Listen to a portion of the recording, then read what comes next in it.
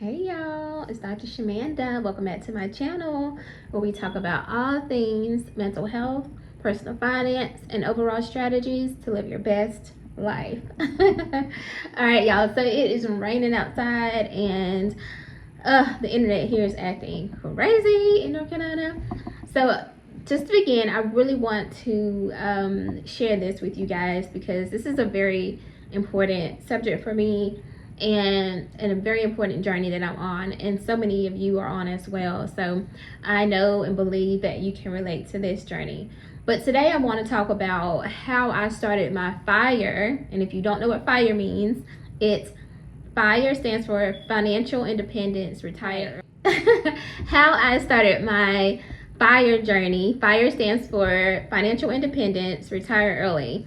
How I started my FIRE journey while on a therapist salary, and kind of some what my motivations were and still are. So I wanted to kind of share this story with you guys because this week I will be sharing with you guys a whole series about FIRE. And FIRE has completely changed my life and being a part of this community. So I want to start here. All right, so my journey started back in September 2022. That's when I made my first 401k deposit. And I know that sounds crazy, right? Like, what? That was not even that long ago. I get it. But it wasn't technically my first deposit. It was just my first intentional deposit, right? At the time, I was 33 years old, my Jesus year. I was going to be turning 34 later that year. So it's September 2022. I was 33, turning 34 in November. And I just knew that I wanted and needed to get serious about my finances.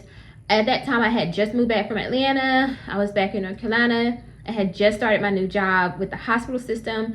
So it felt very stable for me for the first time.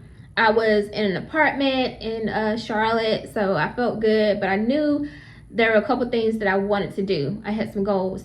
I wanted to purchase my first home. That was something I had been working toward forever, but I just never could do it because of the way I was getting paid. So either I was a contractor half the year, W-2 person another part of the year, and I could never get a mortgage because of that. I also wanted to pay off debt. I knew I had student loans, of course. I also wanted to save. I wanted to have a certain amount of money in my freedom fund so that I could have stability and security. I also wanted to invest. So building wealth and doing those things, even though I didn't know much about it at the time, I just knew that like investing was something that I needed to do. I knew enough to know that in order to truly build wealth, I needed to invest.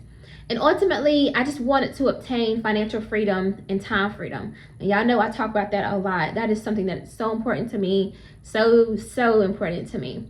So what did I do? Okay, so first, obviously, I had already knew about Dave Ramsey and the whole baby steps and all that kind of stuff. So I already had that in my mind. But I also learned about FIRE. I was still new to it, still didn't know as much about it, but I started to really study it. But before I even get into that part, I really wanted to show you like what are some of the things that I did. So the first thing I did was I reviewed my budget. I always tell y'all that. Review your budget, know your numbers. What do you need to pay? How much do you owe out? How much are you earning? Again, as I shared, at that time, I had just started a new job with a new company. So I had a new salary, right? And new income. And my income had increased. I will say I was not making 100K. So it was still under 100K. So keep that in mind. So I want you to know that like it's still possible to be on a FIRE without making 100K. Because I think that's a big misconception in the FIRE journey or community, is that you have to be making six figures or multiple six figures. That is not true. You can FIRE at any salary amount. So I reviewed my budget. I also set up deposit and contribution amount. So obviously I was getting started with investing. I had my 401k, which was getting started. So I had to set an amount, like how much do I want to contribute to my 401k every year, or excuse me, every month, or every paycheck actually. I also opened up a Roth account with Fidelity. Now, I don't think I actually started contributing to that, but I knew that like I wanted to do that at some point after I started getting consistent with my 401k. That was going to be the next goal. But I went ahead and opened up an account.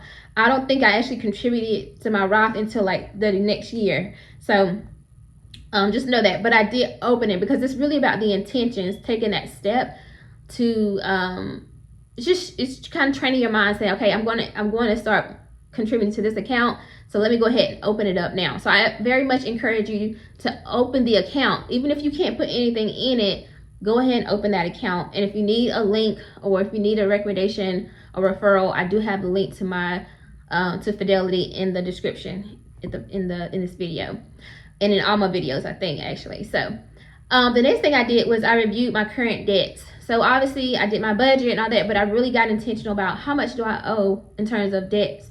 So at the time, I had a car loan, I had some tax debts, and I had some miscellaneous expenses that were on my credit report that I needed to pay off.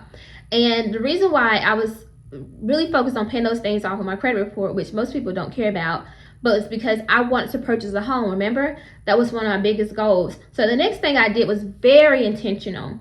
I contacted a mortgage lender. Now, obviously, if you've already purchased your home, this may not be a big deal to you, but think about, what if you want to invest in real estate properties and things like that? You still need to know what's on your credit so that you can go ahead and make a plan to pay those things off, okay? So I contacted a mortgage lender, and that was a huge motivation for me, because it was like, okay, this is real, right? I'm getting closer to purchasing a home, and like, I can really do this. And so my mortgage lender let me know. All right.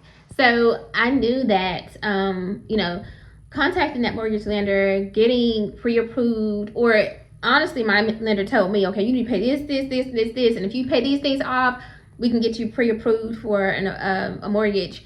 And honestly, I don't think that she thought that I was gonna, definitely not as fast as I did it, but I told her, I said, well, give me 3 months and I'm gonna have all this paid off. And I did. Within like 60 days, I had contacted her and was like, hey, I have these things cleared off now. So and so I was able to get pre-approved, and it was so amazing, and it made it all worth it. And I knew then, like, I can do this. This is very much possible for me. So by August 2023, I had contributed to my 401k, and I had enough to purchase use toward a down payment toward my home, to borrow for myself. And it just really felt good that, like, my I guess consistency, my intentionality, all of that paid off, and I was able to purchase my first home. And I actually was able to pay myself back in full, my 401k loan, in early 2024. So I'm just so grateful, and to know that it's possible, and that FIRE is possible. FIRE has completely changed my life. Now, obviously, I'm still on the journey, but it's good to know that, like, I'm down to my final 4 debts, like car loan, my tax, student loans, and my mortgage. And those are the last debts that I have. So I hope that you found this valuable. If you're interested, stay on this journey with me. Follow this journey with me. If you're paying off debt, if you're firing, and you want some accountability, just be on this journey with me. I'm going to post these videos and be transparent and open and honest. You can go back and watch my previous videos and see kind of where I've come from and what I'm doing now in terms of paying off debt every month, and saving and investing, and just staying consistent. And it's not easy. And also, it's important to note that I am a single parent, single person. There is no other income or other person. I do have multiple streams of income, but there's no other person. It's just me. So it's possible, and if you can relate to this, or if you're interested, then be on this journey with me. So if you like this video, like, comment, subscribe, and share, and I'll see you guys next time. Bye.